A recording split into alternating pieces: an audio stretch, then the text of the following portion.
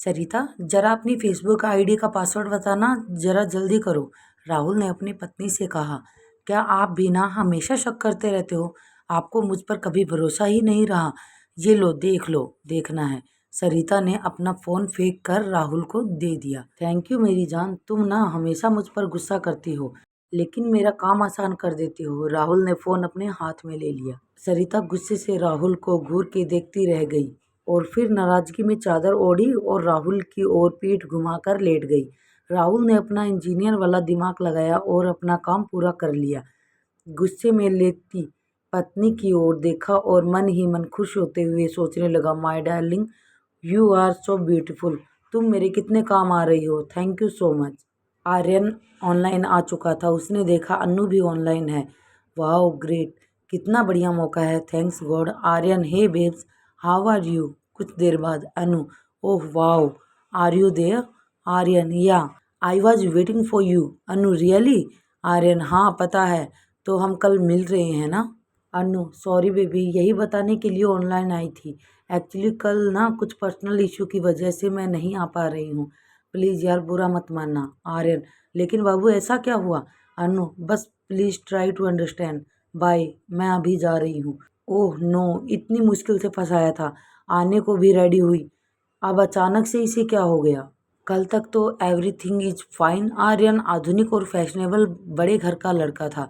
वो राहुल की बेटी अनु का ऑनलाइन फेसबुक पर महीने भर से फ्रेंड बना था और कल स्कूल बंक करा के अनु की फर्स्ट ब्लाइंड मीट के लिए खास जगह पर बुला रहा था। और इसके अनु ने हाँ भी कह दिया था, लेकिन अंतिम क्षणों में उसने ना कह दिया। इसकी वजह से आर्यन का मूड ऑफ हो गया था, बिकॉज उसने अपने दोस्त विक्की से 10,000 की शर्त जो रखी थी कि कल वो अनु को अंडरगारमेंट्स की फ़ोटो दिखाएगा, जबकि विक्की का मानना था कि इतनी जल्दी आर्यन ये सब कुछ नहीं कर पाएगा। और अब आर्यन कल सुबह होने से पहले ही अपनी शर्त हार चुका था। हालांकि विक्की भी कोई और नहीं, आर्यन का ऑनलाइन फेसबुक फ्रेंड ही था। अब राहुल भी अपनी पत्नी सरिता के साथ चिपक कर सो गया। सुबह उठा तो देखा कि उसकी वाइफ अभी भी रात वाली बात से गुस्सा थी। सरिता, आज अभी तक उठी नहीं हो तुम? मुझे ऑफिस जाने के लिए लेट हो रहा है। नाश्ता और लंच भी तो पैक करना है तुम्हें। राहुल ने प्यार से सरिता से कहा। नहीं करना पैक खाना, जाओ अपने भरोसेमंद जो भी हो उससे करा लेना पैक। सरिता ने गुस्सा जाहिर किया।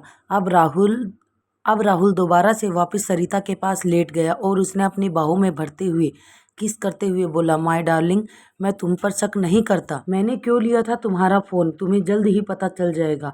खुद को थोड़ा सा दूर करते हुए सरिता ने आश्चर्य से राहुल की ओर देखा और बोली, अच्छा तो आप सुबह सुबह मक्खन भी सही से लगा लेते हो। राहुल ने एक बार फिर से सरिता को अपने होठों पर किस किया और बोले, नहीं मैं मक्खन नहीं, बस प्यार बढ़िया से करता हूँ। मेरी बात का यकीन करो। ठीक है, देखती हूँ आपकी इस बात में कितना दम है, और अगर आपने प्रूफ नहीं किया तो जो तुम कहोगी करूँगा। सरिता मुस्कुराई और राहुल के गले लग के किस करने लगी। अनु अपने कमरे में कुछ सोच विचार के साथ साथ स्कूल जाने के लिए तैयार हो रही थी। वो 11वीं क्लास में पढ़ती थी। आज वो रोज के कुछ ज़्यादा अच्छे से तैयार हो रही थी। वो 11वीं क्लास में पढ़ती थी। आज वो रोज से कुछ ज़्यादा अच्छे से तैयार हो रही थी। अनु बेटा, जल्दी चलो, लेट हो रहा है। राहुल ने आवाज़ लगाई। हाँ पापा, आई, बस 1 मिनट, अनु ने फाइनल टचअप करते हुए कहा। जब अनु बाहर आई तो उसकी माँ और उसके पापा दोनों उसे देखते ही रह गए। उसके मुंह से अनु की सुंदरता की तारीफ और आश्चर्य से इतना मेकअप और नई ड्रेस के लिए भी प्रश्न निकल गए। दरअसल पापा, आज ना स्कूल में एक सर का फेयरवेल है, तो पार्टी है, इसलिए आज स्कूल ड्रेस मैंडेटरी नहीं है। अनु ने एक प्यारा सा सोचा समझा झूठ बोला।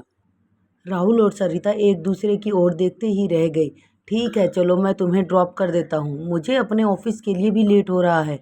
राहुल ने अपना ऑफिस बैग उठाया और गाड़ी निकालने चले गए। अनु के स्कूल से थोड़ी दूर ड्रॉप करने के बाद राहुल अपने ऑफिस की ओर चले गए। अनु ने देखा कि पापा जा चुके हैं, तो उसने जल्दी से अपने बैग से फ़ोन निकाला और मैसेज करने को फेसबुक लॉगिन किया। तब उसे पता चला कि आर्य ने तो उसे ब्लॉक कर रखा है। वो उसे न तो मैसेज और न ही कॉल कर पा रही है। अनु परेशान पसीने पसीने हो रही थी। आखिर मुझसे गलती क्या हुई जो आर्यन मुझे ब्लॉक करके चला गया? अनु का मूड इतना ख़राब था कि उसे कुछ नहीं सूझा, तो उसने अपना फ़ोन रोड पे दे मारा। शाम को राहुल के घर पर सभी लोग खाना खाने के लिए डाइनिंग टेबल पर बैठे थे। खाना थालियों में डाला जा चुका था। अन्नू बेटा, कैसी रही स्कूल की पार्टी और तुम आज अपना मुंह क्यों फुलाए हुए हो? अन्नू के पापा ने अनु से पूछा। अनु ने गुस्से में एक बार अपने पापा की ओर देखा और कुछ नहीं कहा। इसका फोन टूट गया है आज रोड पर गिरने की वजह से। सरिता ने राहुल की ओर देखा। टूट गया है या गुस्से में तोड़ा गया है? राहुल ने खाने की बाइट ली। सरिता और राहुल ने एक साथ अनु से कई सवाल किए, लेकिन अनु गुस्से में बैठी। अनु ने कुछ नहीं बताया। सरिता, अनु तुम इतनी बदतमीज कब से हो गई हो? तुम्हारे पापा और हम सब कब से तुमसे पूछ रहे हैं, बताती क्यों नहीं हो कुछ? क्यों डांट रही हो सरिता उसे? इस उम्र में ये सब होना स्वाभाविक है। दरअसल इसके स्कूल में ना तो कोई फंक्शन था और ना ही प्रोग्राम पार्टी। इसने अपने न्यू फेसबुक फ्रेंड से मिलने जाना था, लेकिन एंड टाइम पर वो इसे ब्लॉक करके चला गया। राहुल ने पूरी कहानी सुना दी। पापा, आपको कैसे पता ये सब? अन्नू ने अपने पेरेंट्स को सारी बोलते हुए पूछा। बेटा, हम आपके पापा हैं। तुम्हारी हर एक बात मैं नोटिस कर रहा था कि तुम न तो पढ़ाई पर ध्यान दे रही थी और न ही हम पर, जिसकी वजह से तुम्हें लास्ट मंथ में मंथली टेस्ट में मार्क्स बहुत कम आए थे और ये बात तुमने हमसे छुपा ली थी। तो मैंने फिर जानने की कोशिश की आखिर बात क्या है, और पाया कि तुम पर फेसबुक और इंस्टाग्राम का भूत सवार है। बस फिर क्या था, मैं भी बन गया छोटा तुम्हारी उम्र का ही। विकी? वट पापा, कौन विकी? मैं किसी विकी को नहीं जानती, अनु ने तपाक से कहा। हाँ, लेकिन तुम आर्यन को तो जानती हो ना? हाँ, मैं सिर हिलाते हुए अनु ने फिर से पापा की ओर देखा। विक्की भी आर्यन का फेसबुक और क्लासेज वाला फ्रेंड बन गया था। राहुल ने एक स्माइल करते हुए अनु के सर पर हाथ फेरा। और तुम्हें जानकर हैरानी होगी बेटा कि तुम जिससे मिलने जा रही थी वो लड़का सच्चा दोस्त नहीं बल्कि एक अडल्ट अडेक्टेड लड़का है जो तुम्हारे साथ स्कैंडल करने की फिराक में था। और ये सब बातें सरिता सुन के बेहोश होने वाली थी। इतना सब चलता रहा ना तो तुमने मुझे और न ही अनु को कुछ कहा। फिर भरोसा दिलाने के लिए राहुल ने अनु और सरिता को आर्यन और विकी की आपस में शर्त वाली पूरी चैट पढ़ाई। पूरी सच्चाई जानकर अनु शर्म से पानी पानी हो रही थी और अपनी गलती पर बेहद शर्मिंदा थी। सॉरी पापा, अब से मैं फ्यूचर में कोई भी ऐसी हरकत नहीं करूँगी जिससे आपके और हमारी फैमिली की इज्जत पर आँच आए। प्लीज़ पापा, मुझे माफ़ कर दो। कहते हुए अनु अपने पापा के गले से लग गई। अपने बच्चे के सर पर हाथ फेरते हुए राहुल ने कहा, मैं अपने बेटे से कभी नाराज़ था ही नहीं। मैं तो बस एक छोटी सी जासूसी करके उसकी की हुई गलती से आंखें खोलने और उसे समझाने की कोशिश कर रहा था। शॉक्ड सरिता अपने पति और बेटी की ओर देखकर हैरान थी और अपना सर पकड़े हुए बैठी थी। इतना सब इतनी आसानी से हो रहा था। तभी राहुल ने कहा, नहीं, ये सब तुम्हारी मदद के बिना संभव नहीं था। तुमने भी पूरी मदद की है।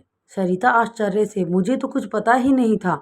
हाँ, मुझे पता है, लेकिन तुमने नाराज़ होकर मेरी हेल्प की। तुम्हारे फ़ोन से मैंने अन्नू की आईडी जुगाड़ करके ओपन की और न आने के बारे में लिख दिया। बस यही मूव तुम्हारी मदद से किया। अब सरिता भी समझ गई कि राहुल क्या कहना चाह रहे हैं। अब तीनों लोग गले लगे और एक दूसरे से इंटरनेट और सोशल मीडिया को सावधानी से इस्तेमाल करने का वादा किया।